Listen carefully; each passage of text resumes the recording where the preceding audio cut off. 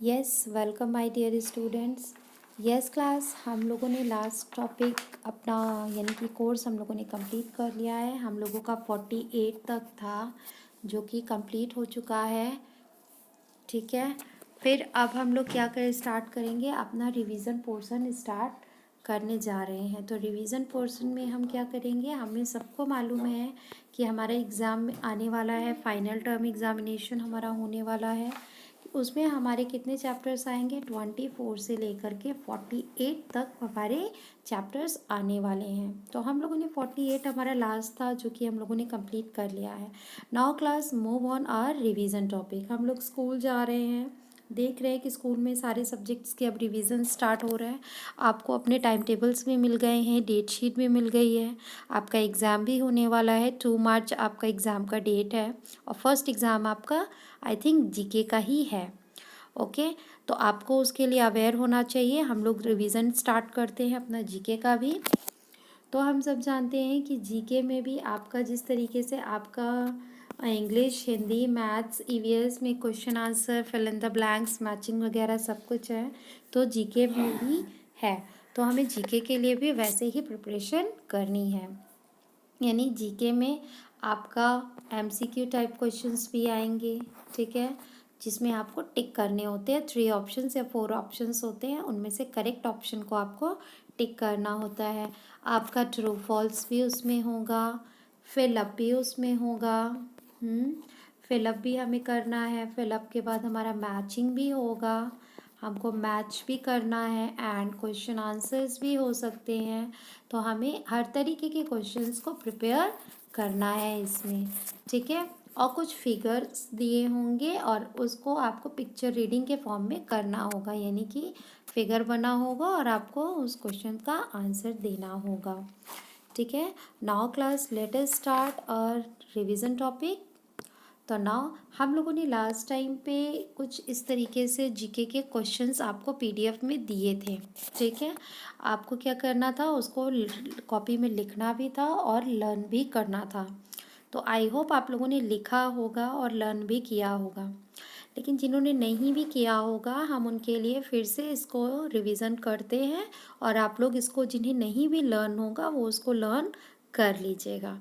अब जैसे कि जीके में आपका क्वेश्चन आंसर तो था नहीं, लेकिन फिर भी मैम ने कुछ क्वेश्चंस इस टाइप के बनाए हैं जिसको आपको ये जीके की बुक में दिया हुआ है और आपको इसी तरीके से लर्न करना है। तो हम उसको क्वेश्चन फॉर्म के में भी दे सकते हैं, फिलअप के फॉर्म में भी दे सकते हैं, ट्रू फॉल्स के टर्म पे भी दे सकते हैं। तो ये हम इस तरीके से हमने क्वेश्चंस को प्रिपेयर किया है। ओके, नाउ जैसे यहाँ पे दिया हुआ है, हम लोगों ने किया था क्वेश्चन आंसर आपको लिखना था इसमें। ओके, तो फर्स्ट हमारा क्या था, राइट टू इंडोर गेम्स। तो हमने बोला था कि इंडोर गेम्स हम लोगों ने डिस्कस किया था। तो what is indoor game, the game which are played inside the building और अ रूम।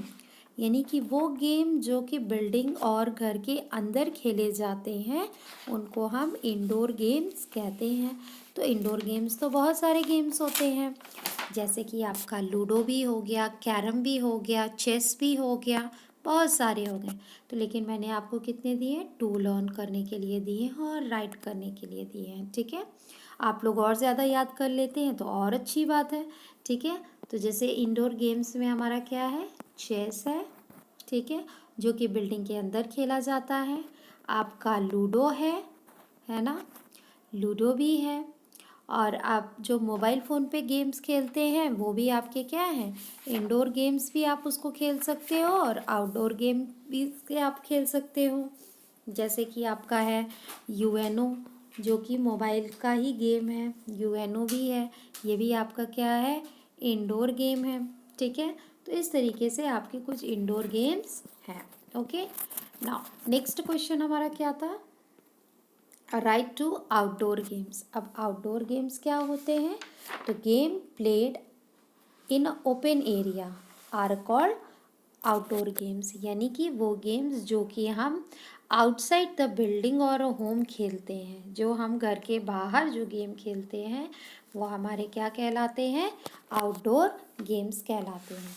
तो आउटडोर गेम्स में बहुत सारे गेम्स होते हैं, जैसे कि आपका हो गया बैडमिंटन, हो गया फुटबॉल, हो गया हॉकी, हो गया वॉलीबॉल, हो गया ये सब, कबड्डी हो गए, खो खो हो गया, ये सब क्या होते हैं, ये सब हमारे बिल्डिंग के बाहर खेले जाते हैं। ठीक है, तो ये हमारे क्या होते हैं, आउटडोर गेम्स होते हैं। तो अब इसमें मैंने इसमें भी आपको 2 दिया है, आप और ज़्यादा याद कर लीजिए, आपके लिए और अच्छा है।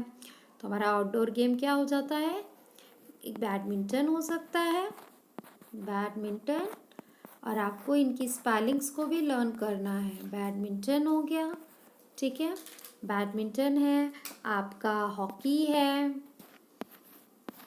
हॉकी आपका है, ठीक है, हॉकी के बाद आपका फुटबॉल भी है, वॉलीबॉल भी है। तो आप बहुत सारे लर्न कर सकते हैं, ठीक है। फुटबॉल है, तो आपको इनमें से 2 को लर्न करना है और लिखना है, अपनी कॉपी में लिखना था। ओके ना, फिर नेक्स्ट क्वेश्चन हमारा क्या था, राइट टू क्लासिकल डांस, यानी क्लासिकल डांस क्या होते हैं, जो कि हमारे कह लीजिए शास्त्रीय नृत्य जिसे कहा जाता है। बहुत से ऐसे डांस होते हैं जो कि हमारे कल्चर से डिपेंड करते हैं, कल्चर को परफॉर्म दिखाते हैं, दर्शाते हैं। यानी कि हम सब जानते हैं, हम लोग इंडिया में रहते हैं, तो इंडिया में पहले से जो आपके कल्चरल डांस होते हैं, क्लासिकल शास्त्रीय जिसे कहा जाता है, वो आपके कुछ डांस हैं, जैसे कि कथक हो गया, मणिपुरी हो गया, ओडिसी हो गया, कथकली हो गया।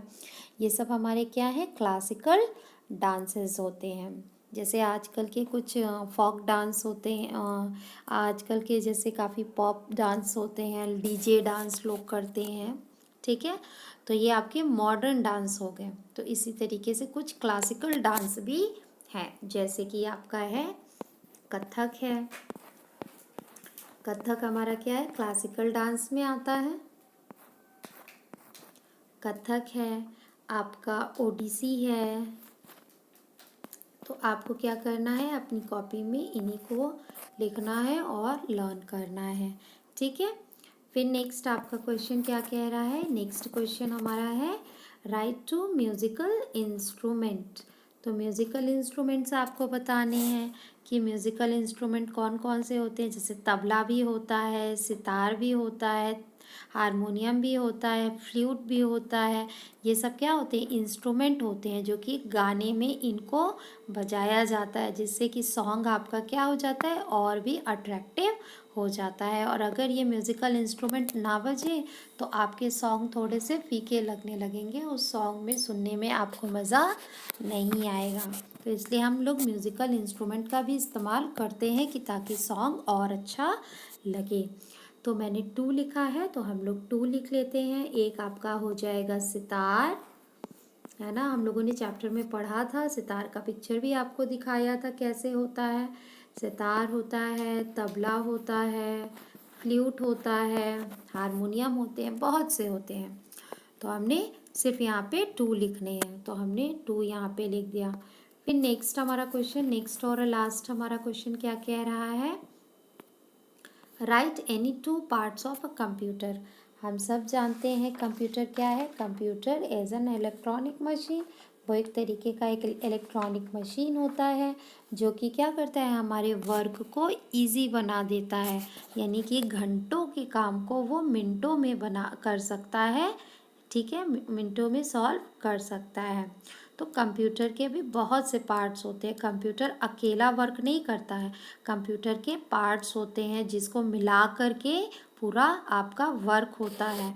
कंप्यूटर में आपके सीपीयू होता है, मॉनिटर होता है, कीबोर्ड होता है, माउस होता है, स्पीकर होता है, इन सबको मिला के हमारा क्या बनता है, कंप्यूटर बनता है, ठीक है। तो हमने यहाँ पे क्या लिखने थे, 2 कंप्यूटर के पार्ट्स लिखने थे। तो हमारा एक हो सकता है सीपीयू है, मॉनिटर है,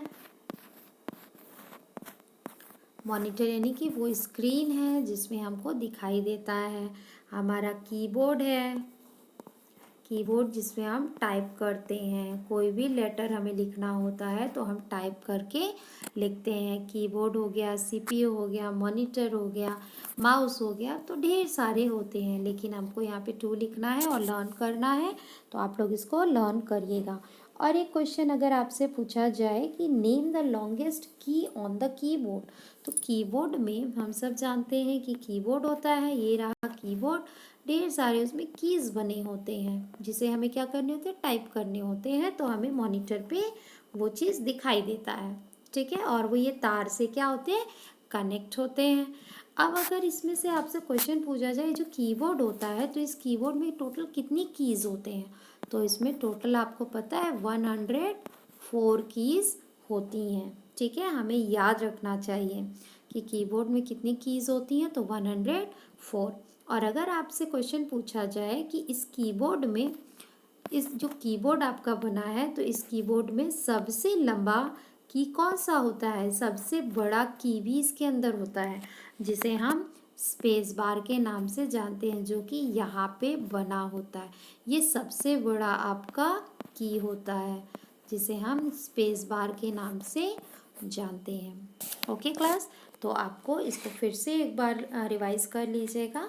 and thank you for today class.